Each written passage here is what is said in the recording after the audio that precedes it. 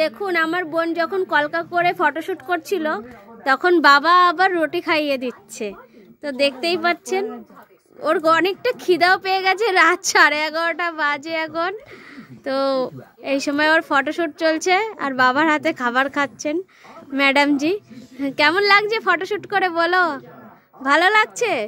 একা একা 3.5 ঘন্টা সেজেছে, তো ফটোশুট তো চলবেই, একটুখানি টাইম তো তাকে দিতেই হওয়া উচিত না? দিতেই হবে, একটু খাই তো দিতেই হবে, কারণ এত কষ্ট করে যে এতটা সেজেছে।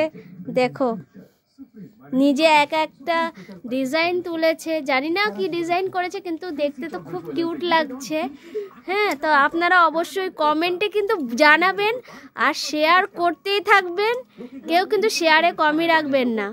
তো যখন দেখছেন সঙ্গে সাবস্ক্রাইব করবেন, একে 100 বার যদি চেষ্টা থাকে আগে বাড়ান, কারণ মনের মধ্যে অনেক ইচ্ছা নিয়ে আকাঙ্ক্ষা নিয়ে এ ব্রাইডাল করার চেষ্টা করে যাচ্ছে। বাড়ির লোকের সঙ্গে অনেক ঝগড়া অশান্তি হয় মেকআপ নিয়ে, তো যারা মেকআপ করে তারা অবশ্যই মেকআপের মর্যাদা জানে যে কতটা হয়। তো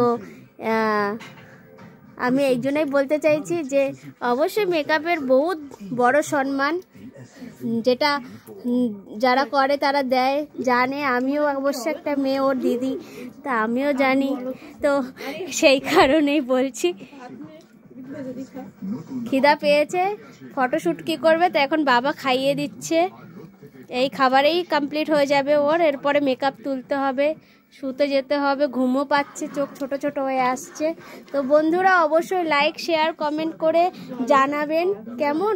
এর ফেসবুকেও আপনারা অ্যাড হয়ে যাবেন, আমি লিংক দিয়ে দেব ডিসক্রিপশানে। ঠিক আছে দিয়া, খুশি?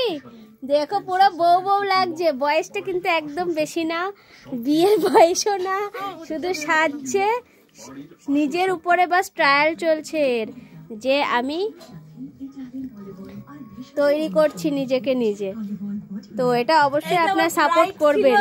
এটা আমার কিছুদিন আগের ব্রাইড ছিল, আমি এর উপর। হ্যাঁ, ও একজনকে চায় যে আমার ব্রাইড হোক, যে আমার কাছে কেউ নতুন আসুক আর আমি তাকে সাজাবো, তাকে তার উপরে আমি ট্রায়াল করব, কিন্তু সেরকম কাউকে পায় না বলে নিজের থেকে বাস ও ট্রাই চলতে থাকে এরকম।